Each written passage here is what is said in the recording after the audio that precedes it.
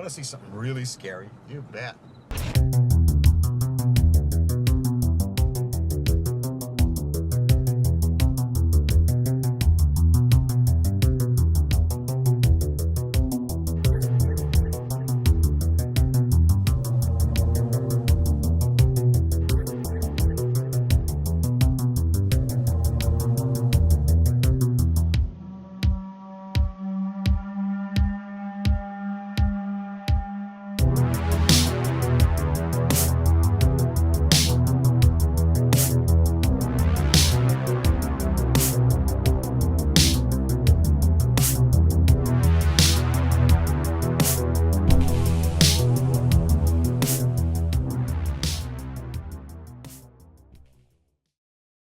Hello and welcome to The Horror Shelf, the YouTube series that celebrates all things horror genre.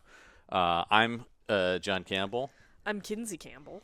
Kinsey, this is a companion show to the show Michael Listman and I do called The Action Shelf, and where we watch and react to different films of different genres named after the video shelves that you would find in a back in the day. Yep. A store. Why are you the one doing this? Because it was sort of your idea. Well, because I am someone who watches horror things, but I'm never comfortable watching horror things. I've not gotten used to scares. Yeah. Jump scares still get me. Yeah.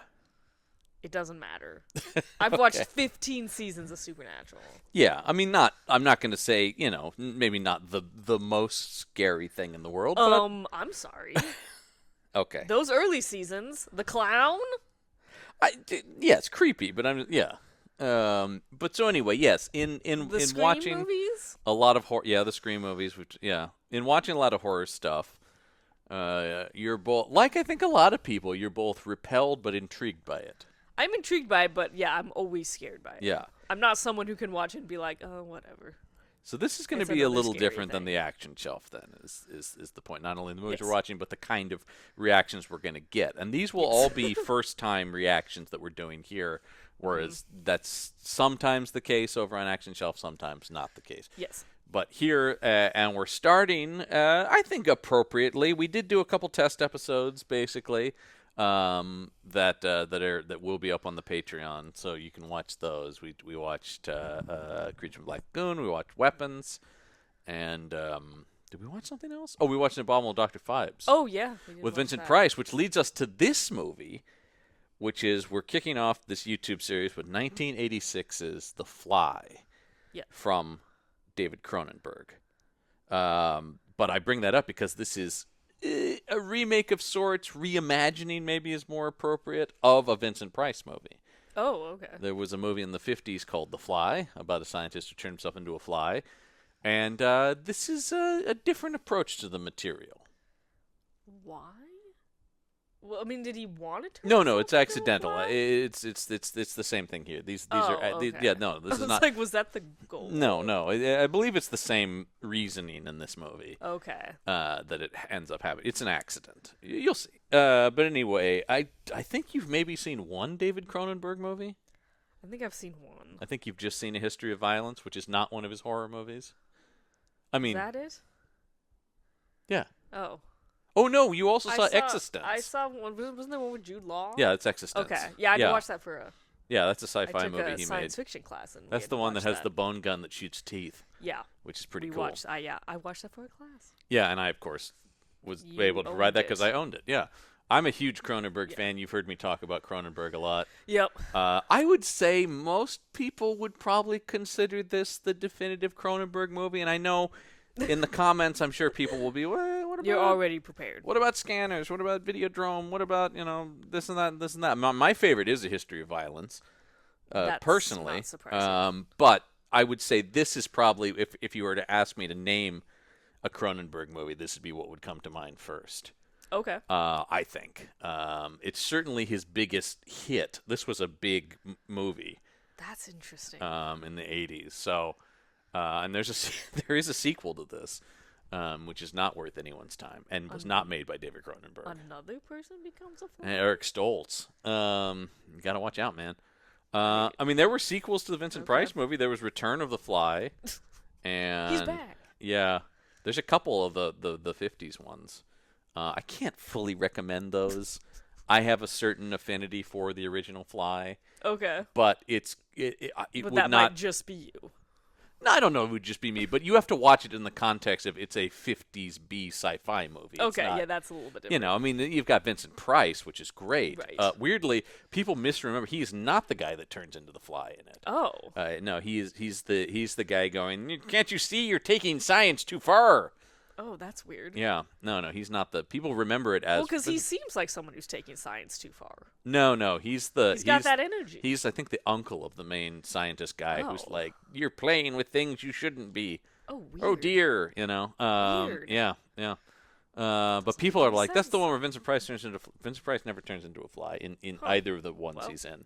That's disappointing. Yeah. Anyway, all that is to say, this is 1986's The Fly.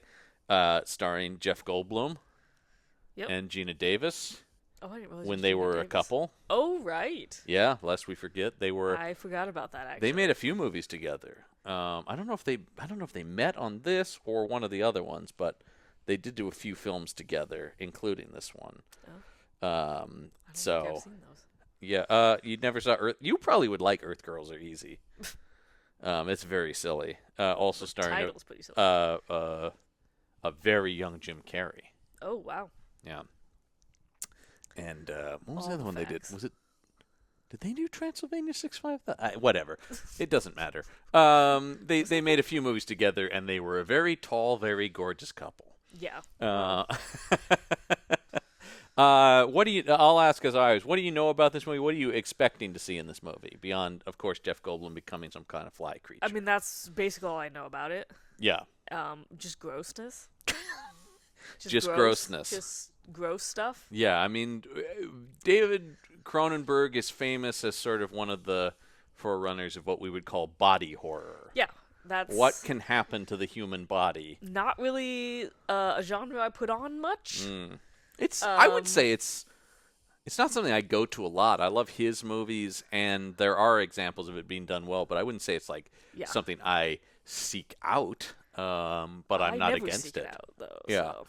I will watch anything Cronenberg makes, which is not all this stuff, but a lot of his stuff falls into science fiction or horror centered around biological things.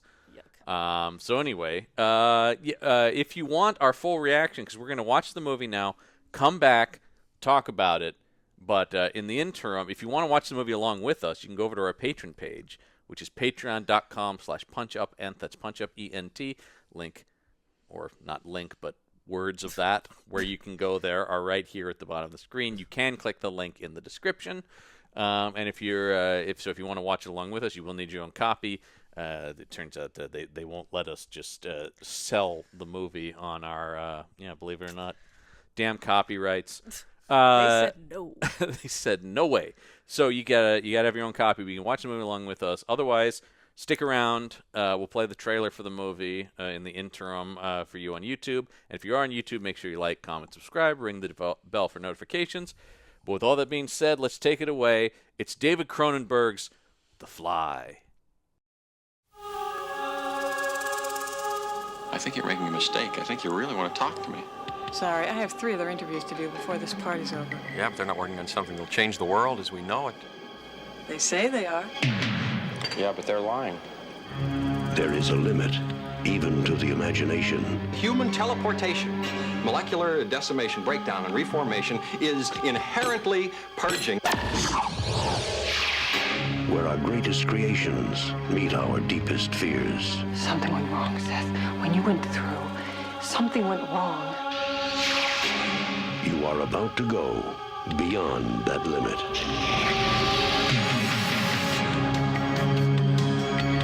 Those weird hairs that were growing out of your back, I had them analyzed. But they were definitely not human. If you saw how scared and angry and desperate he is. I'm sure Typhoid Mary was a very nice person, too, when you saw her socially. You're afraid to be destroyed and recreated, aren't you? You're changing, Seth. Everything about you is changing. Oh no. What's happening to me? Am I dying? I want to know what's going on. What does the disease want? It wants to turn me into something else. Oh no. A fly got into the transmitter pod with me that first time when I was alone. Don't go back to it. Could be contagious. I'm afraid. Don't be afraid. No. Be afraid. Be very afraid.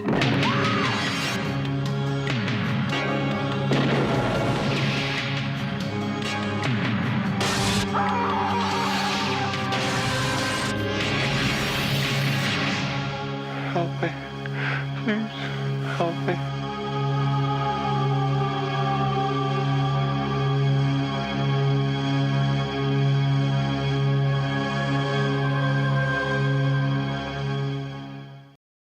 All right, so we've watched David Cronenberg's The Fly. What are your first reactions? It was a lot. It was a lot of goo. A lot of white, milky Yeah. goo. Yeah. Yeah. That's your overall impression? White milky goo? It was. Ugh. Bundlefly. Yeah. I'm not a fan. Not a fan of Brundlefly? No. It was. Oof. Academy Award winning man. We were talking about this when we were Yeah, watching I mean, this movie. I Took can home the see Academy why. Award for Best Makeup. I mean, it's impressive makeup. This was a real, golden age of practical makeup effects.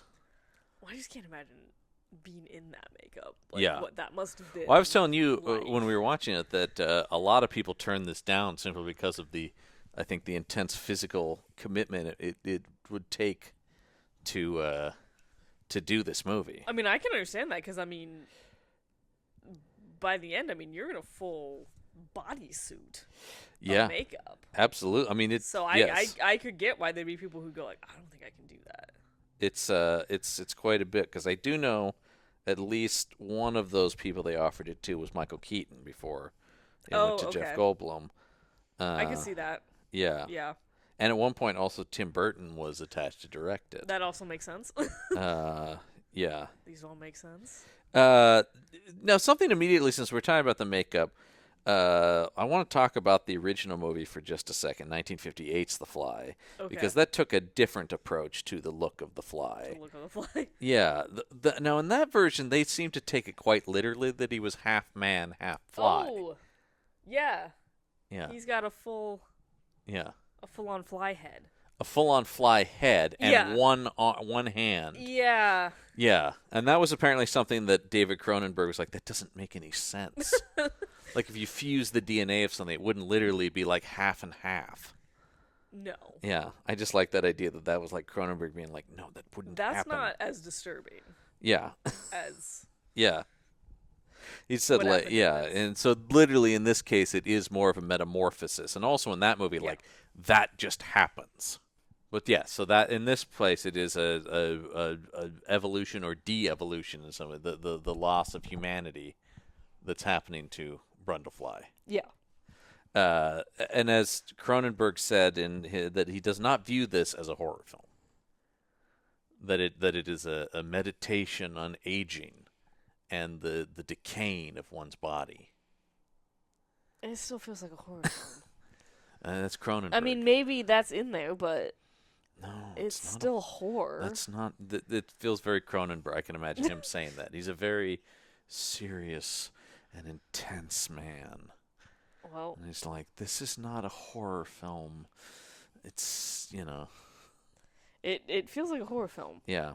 I mean, I could see it having an element of that's very much meditation on aging, but still feels like a horror film. Yeah. And also this movie is credited to Cronenberg and another writer, but essentially what we watched is a Cronenberg screenplay. He only agreed to direct if he could completely rewrite the script. Oh, okay. But there's still enough of the guy's initial elements of the plot that he retained. But it is very, because it's so Cronenbergian if you know his work. Now, something we want to immediately address, of course, because it was your first reaction, is that this is a movie from 1986, and it shows in a lot of the fashion. It's very 80s fashion, and their hair is very 80s. It's I feel like the hair struck you first. Well, because it's just they both have the frizziest hair. They have gigantic it's hair. It's huge hair. And there's another woman in the movie later who also has huge hair. A lot of hair. John Getz actually. His hair is not. He's the least 80s of them. Yeah. We'll talk about his entire character later on, but. Yeah, I would say these were two hot hotties of the time. Yeah. But maybe not these looks that you would go for here. No. With a Goldblum and a Gina Davis. I mean, a lot of very baggy clothes, leather. Yeah. Silk. A lot of leather in general. Like when we get to John Getz's office. Yeah, leather everything furniture. is made of leather. Yeah, a lot of leather. It's all very 80s in that sense. Yes. And I would say the movie, aside from that and the one reference to the Memorex ad. There's a weird reference. Maybe it's live or maybe it's Memorex. Yep. And I'm just like, wow, that is. It's a weird. That's a very specific line in there that references that. And otherwise, the movie, other than it's set around a magazine, which obviously feels incredibly ancient today. Well, and that she has all these other magazines that she could go to. Because there's just so many magazines to write for. Particle, she could go to all these other magazines. Because there's that many magazines to choose from. I don't really need you. No, we can go to this magazine and that magazine. Yeah, so and that this was magazine and our magazine. That wouldn't be the case now. No, God. Of course not. Magazines, you say? Yeah, she'd have good luck finding another one. And of course, his giant, super loud computer. Oh, it's incredibly loud.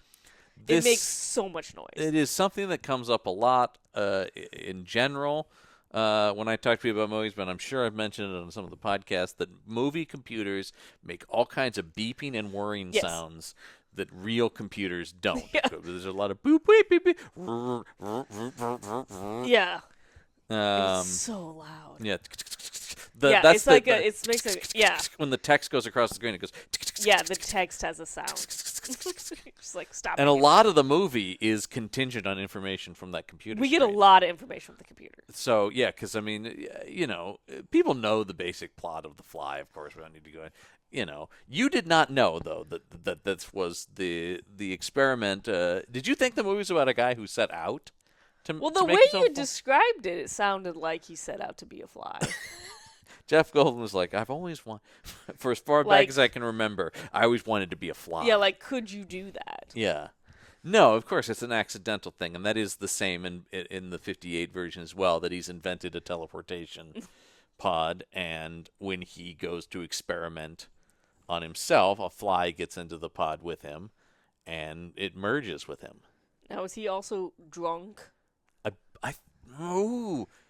I think he is actually. Jeez. I think that's a similar beat in both movies, that he has successfully done it with an animal, and then maybe not drunk, but he's high on I can do this. It works. So I'm getting in there. What happened to the baboon? Yeah, this is a big question. The baboon. A baboon disappears at a certain point, and then it's just gone. Right, because of course where he initially where did the first go? Real bit of body horror in the movie is the baboon that he tests the he kills thing. A baboon. He does kill a baboon, but then he successfully transports the next baboon. Yeah, his brother. His brother baboon. You were taken by the close relationship of Dr. Seth Brundle and his baboon. That baboon clearly loved Jeff Goldblum. Which we looked in the trivia there. David Cronenberg said was true, because David Cronenberg was quite cautious around these, because they're dangerous. As you should be. Yeah, he's like because even you can't really tame these things. They are wild animals. No. So, but he said he thought that perhaps due to Jeff's stature, this thing saw him as some sort of alpha. Oh. And took to him. Yeah, because it runs up to him. He said it was very affectionate and very deferential to him. Yeah, will leap into his arms and hug him. Yeah, and that just came from the baboon doing that. Yeah, but then it's just gone. I don't know that was supposed to be the case. Yeah. The baboon does just disappear. There were parts of this movie that were cut out. Maybe there was an explanation to where the baboon went. Where's the because there's a lot of deleted scenes, some of which are then used as footage in The Fly 2. The Fly 2. Yeah, which there is a sequel to this movie that is notoriously quite bad. If you want to continue the story. Yeah, it picks up with the son of Brundle, I guess. So she keeps the baby. She does keep the baby, though she really tries to have an abortion in this movie. She really wants that baby gone. One of my favorite characters in this movie is the doctor, who John Getz takes her to, who's like, look, I get you don't want to have this baby, but it is the middle of the night. Why she's like her saying to him, like, I need to do this right now, and he's like, well, it's night. I don't think we can find anyone to. But he does know a guy procedure. Who's like, I mean, I maybe, But he's like, what's going on? He's like, well, we're worried it'll be deformed. Yeah, they go to this guy and they're real vague because of course she ends up pregnant with the with Brundle's possible fly baby. Yeah, I mean they had sex before he turned into a fly. Yeah. So it's possible. I mean, the sequel will tell you that it's not, but we'll tell you what's up. But I mean, the idea that it's like you don't necessarily know that she was impregnated while he had been after his DNA had been altered. It's unclear. And he wants that because that's his legacy. Yes. Because he overhears and is like, hey, you can't get rid of that baby. That's I mean, this has a classic monster movie arc, right? The tragic, I do always love the tragic monster. This is definitely a tragic monster. This is not a guy who sets out to, he's a good guy who's really trying to create something that he keeps saying in the movie early on is going to change the world. Yeah. He's really at the forefront of science. Now, he gets a little short-sighted. He does. He makes a kind of a dumb decision. He's a little bit drunk. Yeah. He's a little bit upset. And when you're drunk and you've got a telepod, you're going to use it. Yeah, it was a mistake. And so he gets in, he gets in the telepod, and unfortunately a fly gets in there with him. Yeah. That he does not notice. He doesn't know the fly's in there. We do establish there are flies around. This is not a clean, safe environment here. Oh, no. We're in a back alley. Yeah. But he's really in denial that something's going on for a while. No, because for a while he's just like, I am like peak human. Yeah, it does feel a little Spider-Man-y initially. Yeah. He's doing gymnastics all of a sudden. Oh, yeah. Yeah. And, yeah, he's like, this is the best I've ever felt. Can you believe it? Can you believe it? Look at this. This is amazing. And I said, she doesn't have enough questions. When she wakes up and he's just doing gymnastics all of a sudden. Yeah, she looks impressed. There's like a shot of her going like, "Oh wow." Yeah, there's not like, "Whoa, have you always been able to do gymnastics?" Like, why did you keep this from me? Teleporter thing? Like, yeah. Because then he's like, "Well, you got to go through." If it made me better, imagine what's going to do to you. We're going to be like a super couple. Yeah, they're going to be a dynamic duo. Duo, and she's like, "I don't want to do this because you seem." And then nuts. so fast he goes, well, "If you don't want to do it, I'll find somebody else to be part of my dynamic duo." Yeah, it's like immediate. Like, well, yeah, you're a drag. Yeah, come on now. Yeah, because she's like, I don't know, you don't seem well. Gina Davis is appropriately concerned for the rest of the movie, though. Yes, I would say because eventually he's like really acting weird. Yeah, I mean he's talking really fast. Yeah, faster than Goldblum normally talks. Yeah, and being like rude to people. And yes, she's like, seems like something went wrong in there. But I like that she's always concerned, not like, because I've seen so many of these movies be like, well, you're being a big old jerk. And it's like, no, there's clearly something wrong with him. Yeah, she's she doesn't smart. go there. She's not, the woman who's just having an emotional reaction to it. She's always like, no, something happened to you. No, because even when she finds that he's like brought another woman back to his she's apartment, still scared. She's still like to the woman like, you need to get out of here. Like, it's not safe here. Because he does go in search of his other half of the dynamic duo, and ends up on, I'm sorry, the only phrase that can be used is bar skank. Yeah, I mean, I think Tawny is. Tawny. I think Tawny knows that about herself, though. Yeah. Tawny, I think, is pretty self-aware. Joy Bushell plays Tawny. And she's also Canadian, just like David Cronenberg. But even Gina Davis, her is just like, you gotta get out of here. Like, safety-wise. Like, it's not me being jealous. Yeah. It's literally, I am concerned for your safety. Yeah, because he's like, all right, you got to get in that pod. He wants to put her in there, and she's like, I also don't want to do that. And you almost want to be like, oh, God, you too? Yeah. What is this about? Why doesn't anyone want to be a super person? Because he's like, you'll be sexy if you go in there. And she's like, I am sexy. And he's like, no, but you'll be sexier. Yeah. And she's You're like, going to be super sexy. Yeah, she's like, no. Why don't you want superpowers? Yeah. Is basically his attitude. He can't convince anyone else to go in this thing. No, he can't No one else wants to get He in cannot this get thing. anyone to join him. No one wants to be a dynamic duo with in the him. pod. Now, we should talk about Gina Davis. Before she has a fly boyfriend, she has a toxic. Yes. I think is an appropriate word for this guy. Ex, which is John Getz. Yeah. And you want to talk about what his character's name is? Oh, God. It's Stathis Borans. Stathis. I'm going to say Stathis Stannis. Borans. Yeah, I said he's an SVU villain. Stathis Borans. Well, I mean, immediately. He's got SVU villain energy. Because he's her editor. Yes, and like got her into journalism, she says. Yes. So, and there's some weird dynamics here. There's definitely a power imbalance here because he's a bit older. He's a bit older.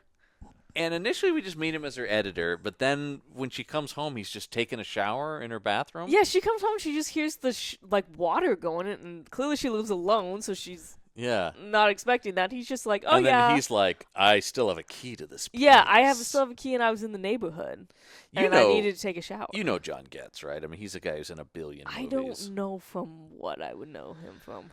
I mean, he's the star of Blood Simple, but that's probably not what you know. He's the lawyer, and he's like the main lawyer in Social Network. Okay. He's one of those guys. Yeah, he's a guy. Yeah. He's in a lot of Bosch.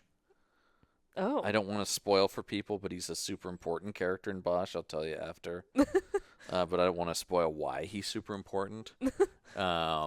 But he's the chief of police in that. Do you remember what ends up being the deal with the chief of police in that? Yeah. Yeah, he's that guy. Okay.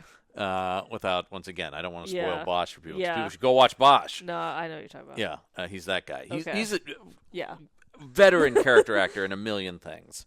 Anyway, yeah. And he's just like, hey, come on. You're gonna let this go? And then she's like, no, you gotta leave. He's just like, and then she says, give me my key back. And he's like, no. Yeah. And then he's just like, fine, we don't have to date. We can still have sex. Yeah, he keeps offering her that. And he followed her to Jeff Goldblum's lab and, presumably it's implied, stayed overnight. Yes. And was like, you were up there doing something. Yeah. And then follows her to a clothing store and confronts her. And makes a big old scene in there. Yeah, in public. Yeah. Who would guess this guy wouldn't end up being the biggest problem in her life? It is surprising. But no, unfortunately, her current boyfriend turns himself into a fly monster. Yeah. Yeah. Because he really is in this. In the original, he turns into a fly. In this, he turns into a fly monster. It's a real mutant. It's a mutant freak show thing, and it just keeps getting worse. Yeah. What was the worst to you? Let's ask that. What was the worst? Because there's a lot of things we see here. The worst part of his transformation. Yeah. Because I know you were really quite taken with the enzyme regurgitation. Yeah, I mean the thing where he goes to eat a donut and it just comes out of his mouth. Yeah. Is that worse than when he melts parts of John Getz with it? No, no. Because this guy gets his comeuppance big time. Yeah, he gets his hand and his ankle. Yeah, it burns through his ankle and then I guess maybe takes off the foot. I don't know. Yeah, the fingernails is pretty bad. Yeah, you didn't like the fingernails, the teeth coming out. The teeth, all of a sudden the teeth, his ear just fell off. His ear just slips right off of him. Yeah. Yeah. It's all bad. Yeah. Body parts falling off. Body parts falling off was pretty bad. And then, I mean, by the end, it's full-on shedding of humanity to become a straight-up fly monster. Yeah, then eventually it's just the chunks. He ends up being not Jeff Goldblum at all and just being an animatronic fly creature. That wasn't him?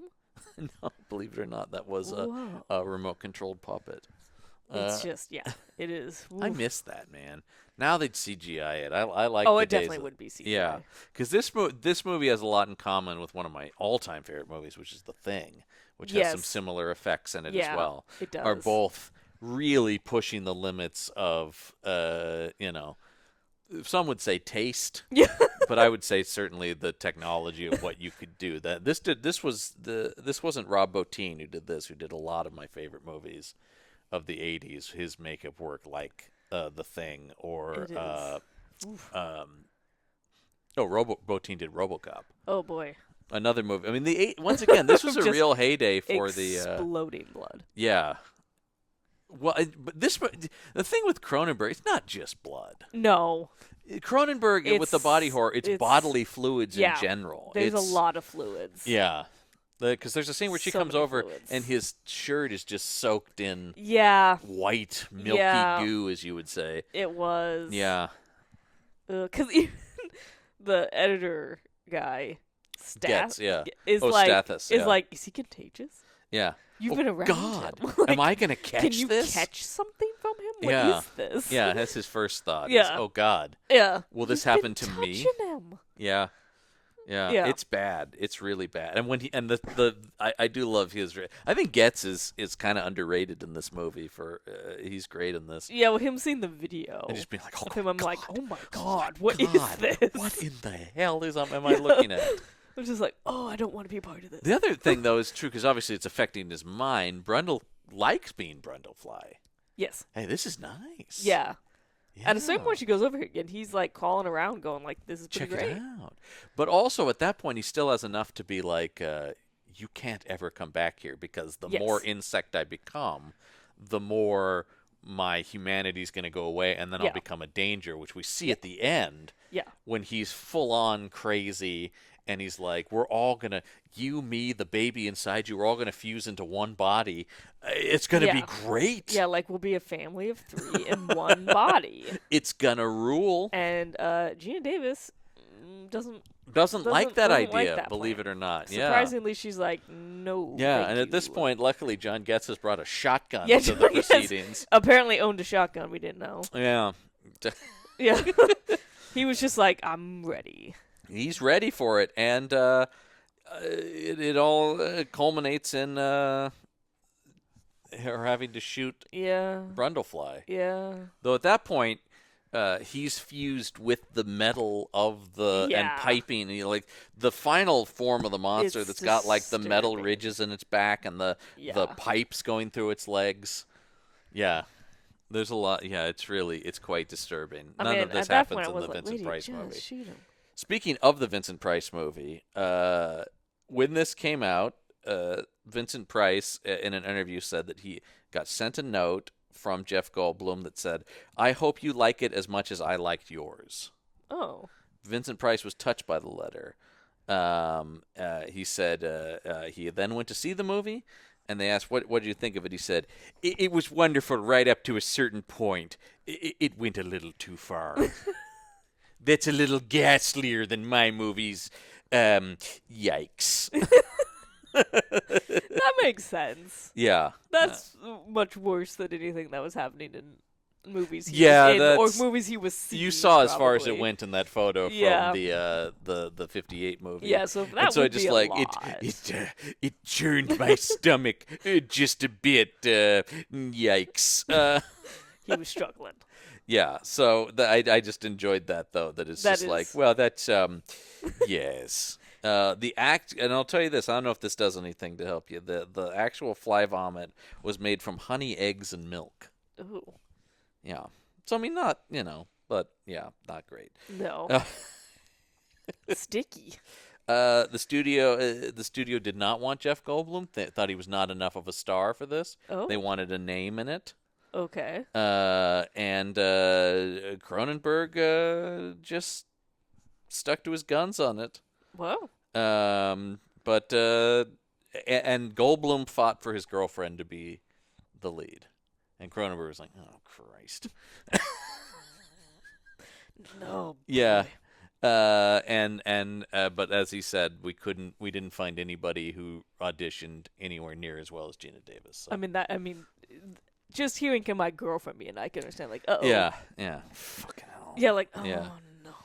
But, yeah, he said they auditioned a ton of other people, and no one was as good as her, so. Well. Yeah. And it wasn't disastrous. Yeah, because it could have been like, oh, she can't act. Yeah. Well, I mean, she was acting at this point. She Yeah. had done some stuff, but still, it was like, Oh, no. this kid wants my Yeah. fantastic girlfriend. That- And he goes, yeah. Well, and then, of course, that you're could go always poorly. worried, too. Like, what if they break up? And then That's a damage. also a I mean, concern. there's Yeah. tons of famous stories Oh, my gosh. of Hollywood couples, lest we forget Shanghai Surprise. Yeah. One of the most famous disasters Yo, big time, yeah. of a couple in a movie. Yeah, that's a famous one. Yeah. That's like the one that everybody talks about. Yeah, because there's so many stories. I mean, I will say, I think that movie is terrible enough, regardless of who was in it, but that really, took it to another level. That it was Sean Penn and Madonna. Well, it probably would have been forgotten as a movie Yes. if it didn't have those two, and they were their such relationship a wasn't high. so volatile. They were such a famous couple. Oh and of my course, gosh, the photos yeah. of him punching out. Yeah, yeah. Hot take: Sean Penn seems a little unhinged. He's a little bit of a hothead. Yeah, bit of a hothead. Yeah. Of course, this movie also famous for its tagline, which is a line Yes. in the movie, which Yes. is "Be afraid, be very afraid." Yeah, Gina Oft Davis does copied, say oft all the parodied, time. referenced, but it's Yeah. technically started here. Boy, I would have liked the double bill that Fox released later in the year, which was this and Aliens together. Yep, you would have been there. 1986 was a good year for Lot sci-fi. of doing both. Not 1982 good, which is the greatest year for science fiction ever. Famously 1982. There's a documentary that Oh, came out right, there's a recently about documentary. I think it's called like 1982 Best Nerd Year or something like that. Which is I highly recommend if you like any of these movies, or if you watch this show, then you would enjoy you've the already seen 1982 that. documentary, because that did have, including John Carpenter's The Thing, Oh. which was also a remake of a 50s movie. Oh, right. There were this was kind of the 80s was this real announcement of the next generation of. In fact, there's a really interesting, and I found it online. There's a conversation. It's like the new voices in horror, and it's a half-hour conversation with Cronenberg, Carpenter, and John Landis that are about like meet the new horror masters. Oh, wow.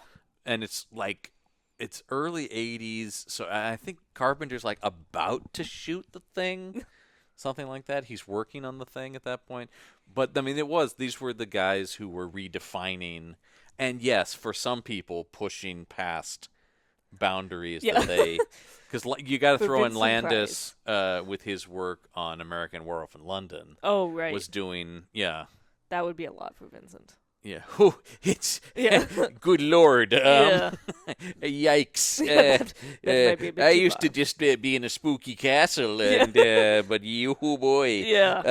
That I don't like. Yikes. Yeah. It is funny to think of him being like, oof. Yeah, a little scared far me. there. Remember in mine, the guy just had a fly head. It was and like a pincher. Yeah, he had a pincher. That was about it. Excuse me, I have to go to the bathroom. Yeah. Yeah. Anything else that stands out to you about the movie? I don't think so. No. That mostly covers it. You just were disturbed in general. Yeah, just a lot You're of dying to see The Fly 2 with Eric Stoltz. Oh, my gosh. Yeah. Because you think, where's the sequel when this thing ends? I mean, yeah, when that thing ended. I mean, it does end abruptly. So I Mhm. was like, where do we go next? Yeah, where is this going? Give me part 2. Yeah. How long was it? I don't think it's like immediately on the heels of this. Maybe I'm wrong. 3 years later, 89, Okay. is The Fly 2. Like Father, Like Son was the Oh, my gosh. the tagline there. Yeah. Of course. A lot of screenwriters on that one too, including How do we- Frank Darabont, who's a favorite of mine. And Oh. We'll talk some Frank Darabont later this year on this show. Okay. When we get to our Stephen King, because I would say he's often brought up, including by myself, as one of, if not the greatest adapter of Stephen King works. Okay. Darabont, who's having kind of a resurgence now since he directed on Stranger Things. He did direct on Stranger Things. He came out of retirement specifically because he loved that show so much. That's cool. Yeah. That's high praise. If High you're praise. The Duffer Brothers. Yeah, 100%. I would Yeah. be. That'd be one of those where it's like, what do you mean Frank Darabont? Yeah, Frank Darabont can come direct the show, Yeah, man. of course. Yeah, he's a As many genius. episodes as he wants. Yeah, whatever he wants to do. Yeah. He did do like 2 or 3. I think he did. Yeah. Well, okay, so that's The Fly. Yeah, that was a lot.